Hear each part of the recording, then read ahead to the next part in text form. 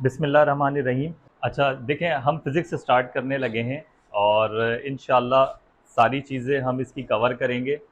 Last मैंने lecture में बताया था कि आपके 4 चैप्टर्स हैं जो मैकेनिक्स से मुतालिक हैं। मैकेनिक्स मतलब मूवमेंट से मुतालिक, मशीन्स या मूवमेंट से मुतालिक। मैं चैप्टर 1 अभी स्टार्ट नहीं करवा रहा हूँ, चैप्टर 2 से हम स्टार्ट करेंगे। और चैप्टर 1 की जो चीज़ें हैं, कुछ काफ़ी सारी चीज़ें हम यहाँ पर ही कवर कर लेंगे। जब कभी हमें मौका मिलेगा तो चैप्टर 1 भी हम बाद में कवर कर लेंगे, तो वो कोई इतनी परेशानी वाली बात नहीं है। ठीक है। चैप्टर 2 से स्टार्ट करने का एक तो मकसद ये है अभी कि आपको फिजिक्स में मज़ा तो आए ना, कुछ पढ़ें तो सही। वहाँ अगर मैं चैप्टर 1 स्टार्ट करूँगा तो बहुत ही बेसिक सी चीज़ें जो आप यहाँ भी तकरीबन लर्न कर सकते हैं, सीख सकते हैं उन चीज़ों को। ठीक है। यहाँ चैप्टर 2 में जो असल फिजिक्स है वो यहाँ से स्टार्ट होती है, तो इसलिए यहाँ से मैं स्टार्ट करने लगा हूँ। आपका यूनिट 2 है काइनामेटिक्स। काइनामेटिक्स उर्दू में कहते हैं हम हरकियात, हरकत से मुताल्लिक। 2 चैप्टर है, मैंने आपको बताया था जब कंटेंट पढ़ा रहा था कि ये जो मोशन है कौन सी है। ये जो 2 चैप्टर्स हैं काइनामेटिक्स और इसका अगला डायनामिक्स, वन डायमेंशनल मोशन से मुताल्लिक है, स्ट्रेट लाइन में हरकत होगी। उसी से मुताल्लिक मेरा भी इसी लेक्चर में एक टॉपिक अगला है, वो मैं कवर करूंगा फ्रेम और कोऑर्डिनेट सिस्टम के हवाले से। अच्छा, इस चैप्टर में देखें बच्चों, आपके ये 7 टॉपिक्स हैं। सबसे पहला है रेस्ट एंड मोशन। रेस्ट मतलब क्या होता है? रुका हुआ होना, और मोशन मतलब हरकत में होना। दूसरा है टाइप्स ऑफ मोशन, कितनी तरह की टाइप्स होती हैं। सेकंड पार्ट में, ये आपकी बुक से ही मैंने टॉपिक उठाए हुए हैं। तीसरा है डिस्क्राइबिंग मोशन। मोशन को किन किन पैरामीटर से डिस्क्राइब कर सकते हैं हम? मोशन को हम डिस्क्राइब करते हैं प्यारे बच्चों डिस्टेंस से। दूसरा इसका वेरिएशन है डिस्प्लेसमेंट। आप इसमें बहुत अच्छी तरह से फर्क देखेंगे, डिस्टेंस और डिस्प्लेसमेंट में फर्क क्या है मैं बताऊंगा इंशाल्लाह। टाइम, स्पीड और वेलोसिटी, ये 2 वेरिएशन है। एक्सेलरेशन, तो ये डिस्क्राइबिंग मोशन के अंदर आपने पढ़ना है। अब यहां तक पहुंचते पहुंचते हम अच्छी खासी मैथमेटिक्स डेवलप कर चुके होंगे जो आपको वन डायमेंशनल मोशन में हेल्प आउट करेगी। इसके बाद आपका टॉपिक आता है scalar and vector. Scalar and vector, physics में 2 तरह की क्वांटिटीज होती हैं, ये आपको मैं बताऊंगा कि एक स्केलर और एक वेक्टर पूरी फिजिक्स में। इसका मतलब ये है कि ये टॉपिक पढ़ते हुए आपने ध्यान में रखना है कि पूरी फिजिक्स पे अगर आपने कमांड हासिल करनी है तो आपको कौन सा टॉपिक बहुत अच्छी तरह से पता होना चाहिए? स्केलर एंड वेक्टर बहुत अच्छी तरह से पता होना चाहिए। अगर इसमें आपको फर्क नहीं आता तो आप समझ लें कि फिजिक्स आपको नहीं समझ आने वाली, क्योंकि पूरी फिजिक्स में है ही स्केलर एंड वेक्टर। इसके बाद एक ग्राफिकल एनालिसिस ऑफ मोशन। यहां तक मैं आपको वन डायमेंशनल और कुछ हिस्सा 2 डायमेंशन का भी बताऊंगा। यहां पे ग्राफ लिखा हुआ है। इस टॉपिक को पढ़ते हुए ये बात आपने ध्यान में रखनी है, ये आपकी पूरी फिजिक्स का पार्ट तो है ही है, लेकिन उसके साथ साथ आपकी मैथमेटिक्स के इसमें 2 से 3 चैप्टर कवर होंगे। एक ग्राफ का चैप्टर है, वो भी इसमें कवर होगा। कौन सा चैप्टर था वो? चैप्टर 7 था। ठीक है, चैप्टर 7 कवर होगा और एक सबसे लास्ट वाला चैप्टर आपका कवर होगा मैथमेटिक्स में। ठीक है, तो इसको भी बहुत ध्यान से समझना है। हर एक टॉपिक आपका फिजिक्स और मैथमेटिक्स दोनों सब्जेक्ट से रिलेट करता है, दोनों सब्जेक्ट से ताल्लुक रखता है। ठीक है, तो बहुत ध्यान से ये चीजें समझनी है। फिर हम समझेंगे equation of motion. 3 equation of motion हैं। उसके बाद इसी इक्वेशन ऑफ मोशन को हम मोशन ड्यू टू ग्रेविटी में इस्तेमाल कर लेंगे। तो टोटल आपके 7 टॉपिक हैं, लेकिन मैं जिस तरह से इसको पढ़ाऊंगा उसमें प्यारे बच्चों ये इस सीक्वेंस से मैं नहीं पढ़ाऊंगा।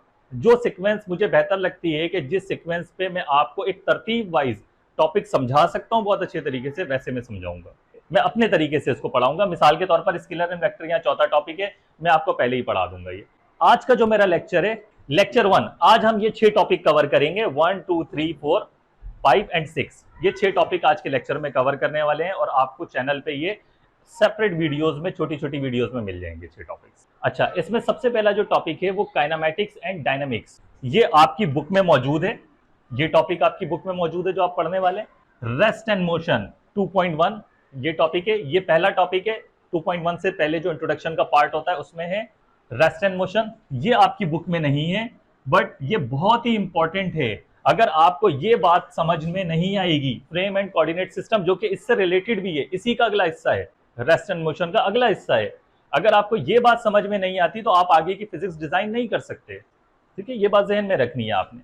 इसके बाद ये भी आपकी बुक में नहीं है, एब्सोल्यूट स्पेस एंड टाइम। बहुत सिंपल से आइडियाज हैं, कुछ इतना मुश्किल नहीं है। ठीक है, ये मैंने आपको बताना है। ये आपकी बुक में है, 2.1 में ही है, रिलेटिव रेस्ट एंड मोशन। ये और ये 2.1 में है, ये 2.1 से पहले। फिर 2.2 है आपका टाइप्स ऑफ मोशन। तो आज हम यहां तक का सफर तय करेंगे।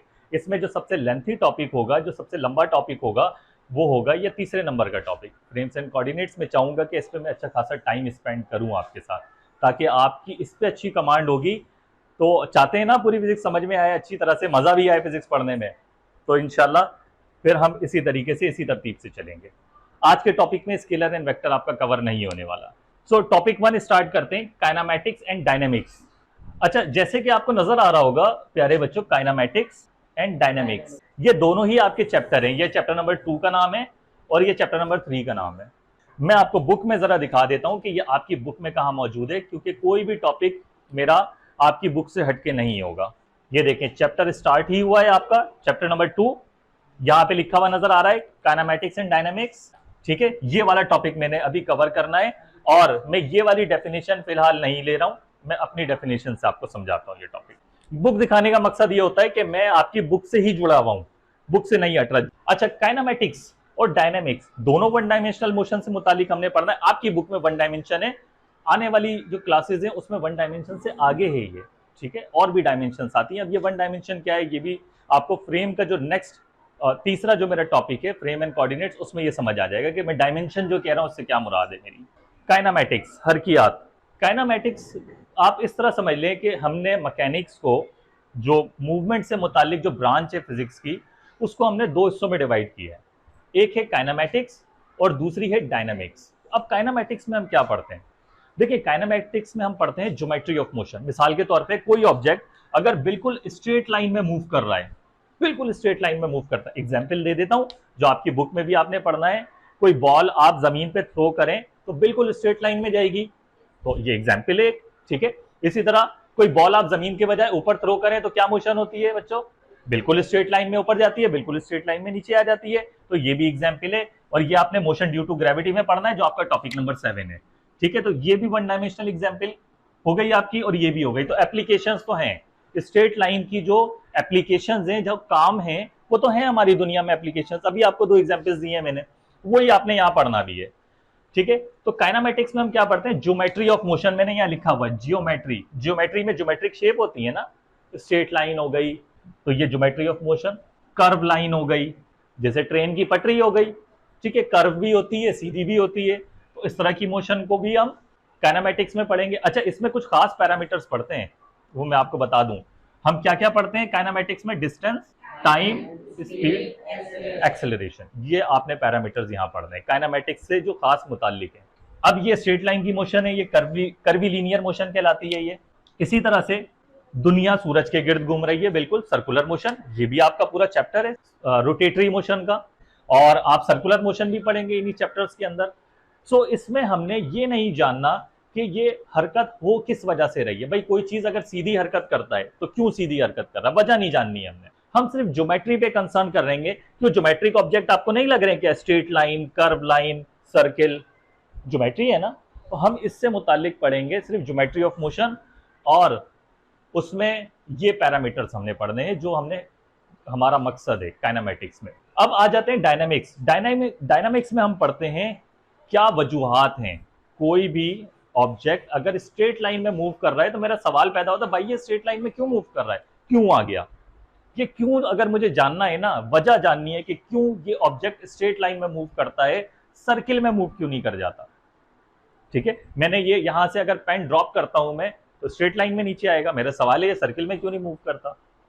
ठीक है, ये क्यों जानने के लिए। या कोई ऑब्जेक्ट अगर सर्किल में मूव कर रहा है तो स्ट्रेट लाइन में क्यों नहीं चले जाता, ये वजह जानने के लिए। ये वजह अगर हम जानना चाहते हैं तो उसको हम किस में पढ़ते हैं? डायनामिक्स में। अब डायनामिक्स के कौन से पैरामीटर्स हैं? डायनामिक्स के जो पैरामीटर्स हैं उसमें हम निकालेंगे मास। सबसे पहले ये प्रॉपर्टी ऑफ इनर्शिया, नाम सुन रखा होगा आप लोगों ने।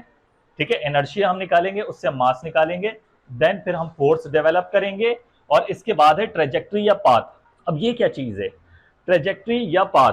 ट्रेजेक्ट्री हम कहते हैं कि जो रास्ता कोई भी बॉडी इख्तियार करती है। देखें, ऑल्दो ये रिलेटेड है, हमारी ज्योमेट्री वही है, लेकिन हम यहाँ क्या जानना चाह रहे हैं? वजह। अब इस पेन ने बिल्कुल स्ट्रेट लाइन में नीचे गिरा है, यहां से यहां नीचे गिर गया जमीन पे, इसकी वजह हमने जानी। ठीक है, ये इसका क्या कहलाएगा? पाथ कहलाएगा, या ट्रेजेक्ट्री कहलाएगी, इसका सफर कहलाएगा। इसकी मैं एग्जांपल आपको इस तरह देता हूं। होता क्या है कि अगर आपको ताकतों का पता लग जाए, फोर्स है ना, फोर्स पढ़ रहे हैं, अगर आपको ये पता हो कि किसी भी ऑब्जेक्ट पे कौन कौन सी ताकतें अमल कर रही हैं और किस तरह से अमल कर रही हैं, ये पता लग जाए ना, तो आप उसका फ्यूचर बता सकते हैं। मिसाल के तौर पर मैंने ये पेन यहाँ पकड़ा हुआ है, मुझे पता हो अगर मैं इस बात का पता लगा लूँ कि इस पर कौन सी ताकतें अमल कर रही हैं और किस तरह से अमल कर रही हैं, मैं बता दूंगा कि ये आगे इसका सफ़र कैसा होगा। क्या ये ऐसे जाएगा, क्या ये घूमने लग जाएगा, जैसे ही मैं इसको रिलीज करूंगा या नीचे सीधा जाएगा।